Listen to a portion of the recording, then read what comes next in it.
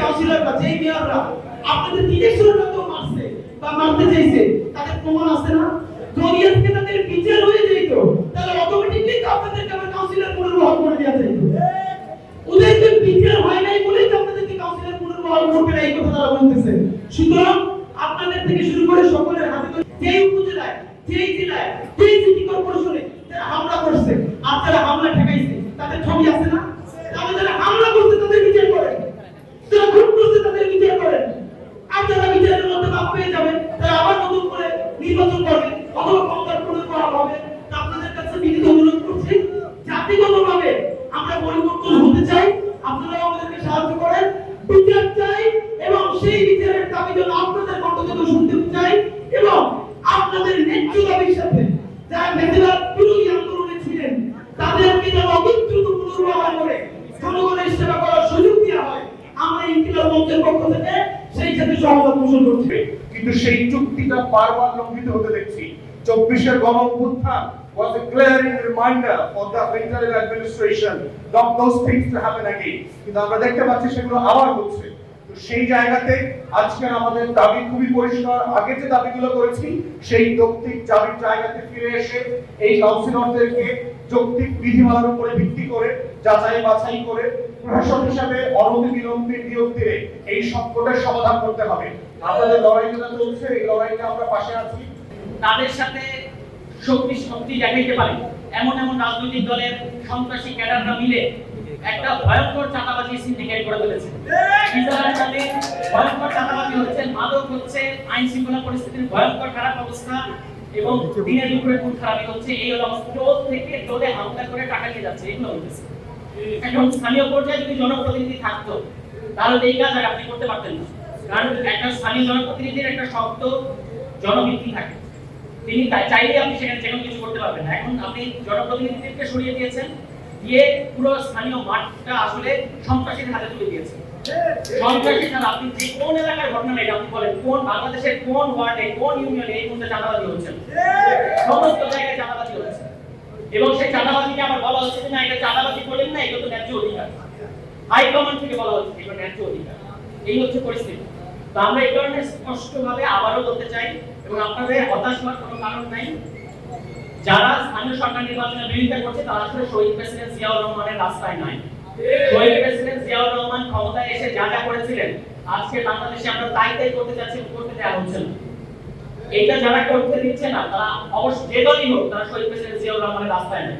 স্থানীয় সরকার নির্বাচন দরকার কিনা সাহস থাকলে গণভোট করেন, বাংলাদেশের জনগণ কি বলে আমরা দেখি। বিচার দরকার কিনা, আওয়ামী লীগ নিষিদ্ধ করা দরকার কিনা, এই প্রশ্নে গণভোট করেন।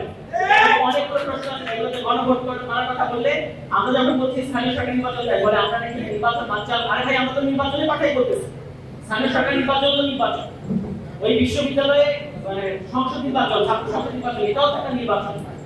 এই নির্বাচনের কথা বললে বলা হয় আমরা নাকি নির্বাচন, আমরা যখন গণভোটের কথা বলি বলে যে নির্বাচন বানচাল করতে চাচ্ছে।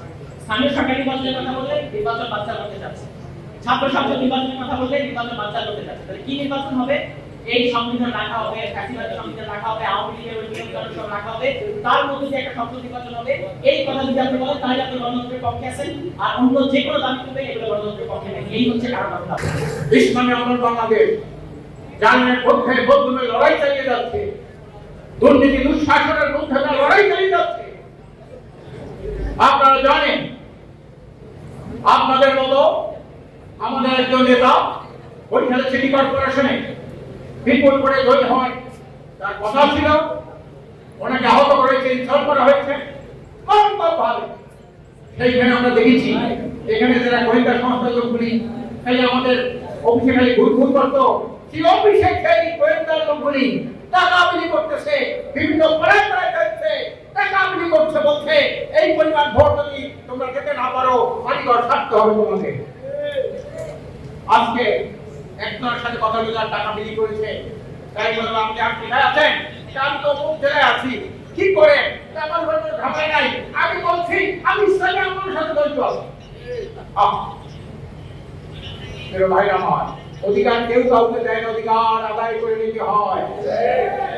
আমি বর্তমানে একটু বলবো আজকে যে 15 বছর একটা জন্ম নিবন্ধনের সার্টিফিকেটের জন্য ওই নরসিংদীর পলাশ থেকে আমাকে কল দিচ্ছে, কিংবা আরেকটা ছোট্ট একটা জিনিস আমাকে কল দিচ্ছে, তিনি আন্দোলনে আপনি ইউএনের কাছে যান না কেন, বলছে আমি তো জানি না ওনাকে কোথায় পাওয়া যাবে।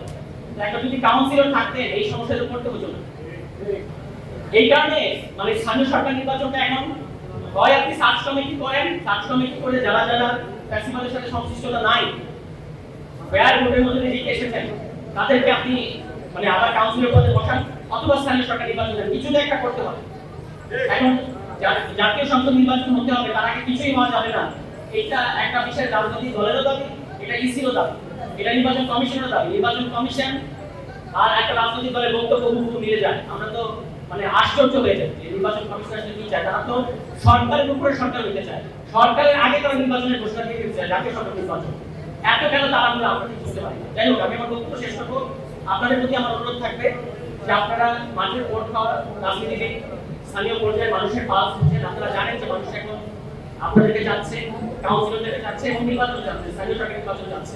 এই দাবিতে আপনারা সারা দেশের যারা ফ্যাসিবাদ বিরোধী কাউন্সিলররা আছেন, আপনারা যদি এইভাবে সভা সমাবেশ করে কাজ না হয়, তাহলে আমি বলবো যে আপনাদেরকে ঢাকা ঘেরাও কর্মসূচি দেওয়া থাকবে, আর কোনো রাস্তায় নেই। এই সরকারকে বাধ্য করতে হবে যে এই মুহূর্তে জনগণের দাবি, এই জনগণের দাবিটা বোঝার খুব সহজ রাস্তা হচ্ছে যে আপনি দরকার হলে গণভোটে দেখেন স্থানীয় সরকার নির্বাচন মানুষ চাচ্ছে। একটা রাজনৈতিক দল চাইবে না এবং সেইটা যৌক্তিক হলে হবে না, এর জন্য তো মানুষের গণভোট করবে। আমি বিশ্বাস করি যে আপনারা হতাশ না হয়ে আপনাদের যে একটা ফাইটিং ক্যারেক্টার আছে, এটা আপনারা আপনাদের অধিকার আদায় করে নেবেন এবং আগামী জাতীয় সংসদ নির্বাচনের আগে স্থানীয় সরকার নির্বাচন হতে হবে, রাষ্ট্র সংস্কার করতে হবে, সংবিধান সংস্কার করতে হবে। এই কথাগুলো আমরা বলেছি, এই কথাগুলোতে আমরা অটল থাকবো। সেটা গায়েব করে কেউ এগুলোকে সমস্ত কিছুকে বাঁচার করে দিতে চায়, এটা বাংলাদেশের জনগণ মেনে নেবে না। এরকম মনে করার কোনো কারণ নাই। এখন জনগণ চুপচাপ আছে বলে সকল অন্যায় অত্যাচার তারা মেনে নিচ্ছে, মানুষ সবই দেখতেছে। কোন রাজনৈতিক দল স্থানীয় পর্যায়ে কি কি করছেন আপনি শীতাতপ নিয়ন্ত্রিত রুমে মানে আপনার দলের নেতা কর্মীদের নিয়ে সুশীল বক্তব্য দিবেন, আর আপনার স্থানীয় পর্যায়ে চাঁদাবাজি লুটপাট করে সমস্ত কিছুকে একেবারে ছ্যাঁকা বানা করে আপনার দলের লোকজন, এটা তো বাংলাদেশের জনগণকে চোখ এগিয়ে যাবে, এটা মনে করার কোনো কারণ নেই।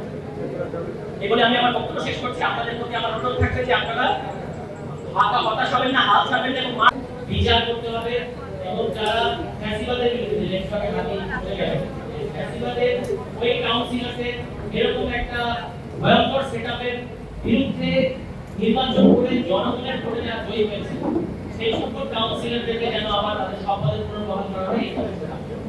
এবং এই দাবি এই সরকার আমাদের কাছে মাঝে মাঝে অদ্ভুত লাগে, আমরা সমর্থন করি এই সরকারকে, মানে বৃহত্তর স্বার্থে, কিন্তু অদ্ভুত লাগে যে কে চালায় সরকার, এটা আমরা বুঝতে পারি না।